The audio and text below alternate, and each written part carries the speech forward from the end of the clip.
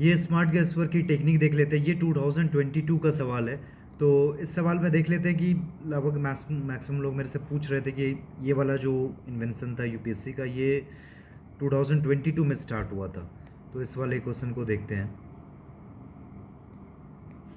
तो इस पर्टिकुलर सवाल में सबसे पहले आपको ध्यान क्या देना है कि यहाँ पे भी आपके चार स्टेटमेंट्स हैं, 1 2 3 4। आपके ऑप्शंस भी चार है। पहले क्या होता था, ऑप्शंस इस तरह से होते थे, 1 ओनली, 1 2 ओनली, 1 2 3 ओनली, 2 3 4 ओनली। ये चार आपके ऑप्शंस बन गए। यहाँ पे लेकिन क्या है कि अब only 1 pairs correct, 2 pairs correct, 3 pairs correct, all 4 pairs correct. अब काफ़ी लोग सोचेंगे कि अब ऐसा सवाल आ गया तो ज़्यादा डिफिकल्ट हो गया है, रादर देन अगर आप सही में अगर इस तरह के जितने भी सवाल 2022 में आए, लगभग 6-7 सवाल इस तरह के आए हैं, सारे सवाल को देखोगे और उसको एनालाइज करोगे तो आपको लगेगा कि ये और इजी हो गया। इनफैक्ट रीज़न बीइंग क्या है कि अब इसमें देख लीजिए, अब ये तो काफ़ी थोड़ा इजी सा सवाल है कि रामसर वेटलैंड्स पे ये सवाल है और लगभग लगभग सबको पता होगा। और 75 जो वेटलैंड्स हैं वो किस स्टेट में है, तो आपको इस बार तो अब याद करके ही जाना है एटलीस्ट। और जो पुराने हैं तो उसमें थोड़ा डिटेल फीचर्स आपको देख लेना है।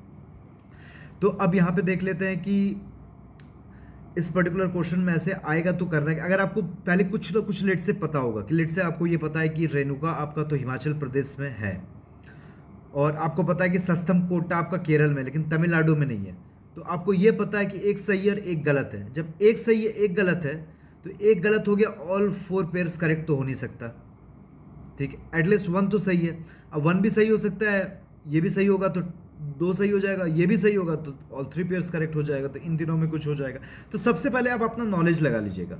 अब नॉलेज से डायरेक्टली आपका आंसर निकल गया तो वेल एंड गुड, अगर नहीं निकला तो एटलीस्ट कुछ पार्सल नॉलेज तो होगा, उसको लगा लीजिएगा, कुछ ऑप्शंस को एलिमिनेट कर लीजिएगा। उसके बाद जो आपका बचेगा, आप जनरली देखिएगा क्या होगा कि ए और डी में आपका आंसर होने का बहुत कम चांस है। रीजन बिंग कि अब देखिए इसमें क्या है कि 4 पेयर्स में एक ही एग्जामिनर सही दे और चारों सही दे दे, वो कम चांस बनता है। ठीक है, कि अब यहाँ पे 4 दिया गया है और क्वेश्चन सेटर क्या कर रहा है कि वो छाप रहा है कहीं से। जब वो क्वेश्चन सेटर कहीं से छाप रहा है तो कुछ सही देगा और कुछ स्वैप करके आपको गलत दे देगा।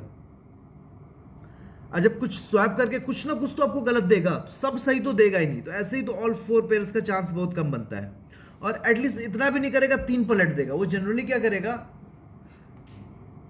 वो 2 पलटेगा, और या फिर मतलब यहाँ पे अगर देखेंगे कि इसमें भी आप स्टैटिस्टिकली देखेंगे, बेस थ्योरम अगर प्रोबेबिलिटी का लगाएंगे ना, तो इसमें भी ऐसे 5 ऑप्शन बन सकता है कि एक भी करेक्ट नहीं है, 1 करेक्ट है, 2 करेक्ट है, 3 करेक्ट है और 4 करेक्ट है।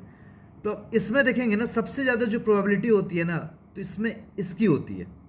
क्योंकि अब बुद्धा भी क्या बोलता है, मिडिल पाथ की बात करता है कि हाँ बीच में चलो भाई साहब। तो सब गलत हो या सब सही हो, उसकी सबसे कम प्रोबेबिलिटी है।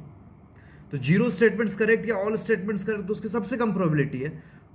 और उससे थोड़ी ज़्यादा है 1 स्टेटमेंट करेक्ट या फिर 3 स्टेटमेंट करेक्ट। और सबसे ज़्यादा प्रोबेबिलिटी होती है 2 स्टेटमेंट्स करेक्ट। अगर टोटल अगर 4 स्टेटमेंट दिए गए हैं तो सबसे ज़्यादा प्रोबेबिलिटी इसी चीज़ की होती है, 2 स्टेटमेंट्स करेक्ट कि हाउ मेनी आर करेक्ट, तो 2 पेयर्स करेक्ट या फिर 2 पेयर्स इनकरेक्ट, सबसे ज़्यादा प्रोबेबिलिटी होती है। और आप इनफैक्ट देखेंगे कि टोटल लगभग आपके 7 सवाल आए हैं, 6 से 7 सवाल आए हैं। एक को अगर छोड़ दे तो सबका answer only 2 pairs, only 2 pairs, only 2 pairs, only 2 pairs ही है। ठीक है, और उसमें से मेरे ख्याल से सबका आंसर ओनली 2 पेयर्स है। अगर लेट से अगर 6-7 सवाल में एक का अगर कुछ और हो जाए, लेकिन हाँ अगर मान लीजिए 7 सवाल आए तो एक छोड़ दीजिए, तो 6 में आंसर ओनली 2 पेयर्स करेक्ट है। मैं ये नहीं बोल रहा हूँ कि आप आ जाए ऐसा सवाल तो ओनली 2 पेयर्स आपको करेक्ट मार देना है। मैं आपको ये बोल रहा हूँ कि सबसे पहले आपको अपना नॉलेज लगाना है। अब इसमें देख लेते हैं कि होकेरा वेटलैंड आपका कहाँ है, तो जम्मू एंड कश्मीर में, तो ये गलत है। रेणुका वेटलैंड आपका हिमाचल में, ये सही है। रुद्रसागर त्रिपुरा में, ये सही है। और सस्थम कोटा आपका केरल में, तो तमिलनाडु गलत हो गया। तो 2 3 सही है, तो ओनली 2 पेयर्स करेक्ट यहाँ पे सही हो जाएगा। और इनफैक्ट जो आपका रेणुका वेटलैंड है हिमाचल प्रदेश में, ये आपका वर्ल्ड का इंडिया का सबसे छोटा रामसर वेटलैंड है। अब यहाँ पे देख लीजिए, अब इसमें क्या है कि सबसे पहले आपको अपना नॉलेज लगा लेना है। ठीक है, आपको जो जितना भी समझ में आ गया, आपको नॉलेज आए वो लगा देना है। उसके बाद आप कुछ आप ऑप्शन को एलिमिनेट कर दोगे, 1 या 2 को। और उसके बाद आपको ये देखना है कि अगर लेट से आपका जो भी नॉलेज लगाने के बाद आपका जो 2 ऑप्शन बच रहा है वो सी डी है, तो आप सी मार दीजिए। आपका अगर वो ऑप्शन ए बी है तो आप बी मार दीजिए। और आपका 3 बच रहा है ए बी सी में या बी सी डी में, तो ए डी तो आप ऐसे ही हटा दीजिए। आंसर जगह ज़्यादा चांस है बी और सी में।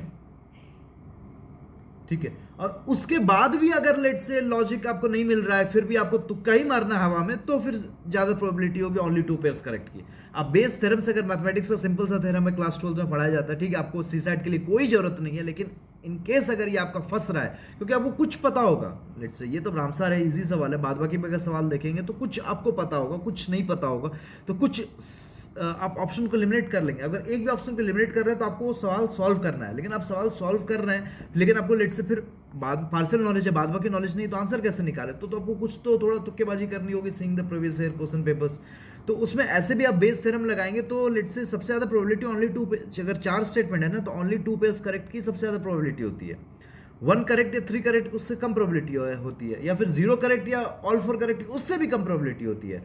तो ऑल 4 करेक्ट की सबसे कम प्रोबेबिलिटी है, लेट से इन दोनों की बराबर प्रोबेबिलिटी होगी, सबसे ज़्यादा इसकी प्रोबेबिलिटी होगी, फिर ए और सी की सबसे कम डी की होगी, तो डी तो ऐसे एलिमिनेट कर देना है, और लेट से ए सी है और बी की सबसे ज़्यादा होगी, तो उसके मुताबिक बस आपको दो नॉलेज, आपको जो पार्शियल नॉलेज यूज़ करो, और 2 की सबसे ज़्यादा प्रोबेबिलिटी होगी, उससे ज़्यादा, उससे कम प्रोबेबिलिटी होगी 1 पेयर और 3 पेयर करेक्ट की, उससे कम प्रोबेबिलिटी होगी 0 पेयर करेक्ट या ऑल द 4 पेयर्स करेक्ट की। तो ये चीज़ आपको जो प्रोबेबिलिटी कहती है, वो आपको नॉलेज प्लस आपका जो पार्शियल नॉलेज है वो लगा के आप आंसर निकालिएगा, ज़्यादा चांस है कि वो आपका सही होगा। और ऐसा नहीं है कि ओनली 2 पेयर्स करेक्ट, ये यूपीएससी से हर बार सब ओनली 2 पेयर्स करेक्ट कर दिया है, क्योंकि अब क्वेश्चन सेटर को देखिए, वो 4 बना रहा है, 2 यथा छापेगा और 2 थोड़ा कुछ वो पलट देगा, या ज़्यादा से ज़्यादा करेगा तो एक यथा छापेगा 3 पलट देगा, या फिर 3 यथा छापेगा 1 पलट देगा। वो चारों पलट दे या चारों सही दे दे, उसकी कम प्रोबेबिलिटी है, तो डी तो ऐसे आपको एलिमिनेट कर देना है। बाद बाकी अब जो आपको लॉजिक में बताना चाहता हूँ आपको समझ में आ गया होगा। दिस इज ऑल, यहाँ पे इस पर्टिकुलर वीडियो को एंड कर रहा हूँ।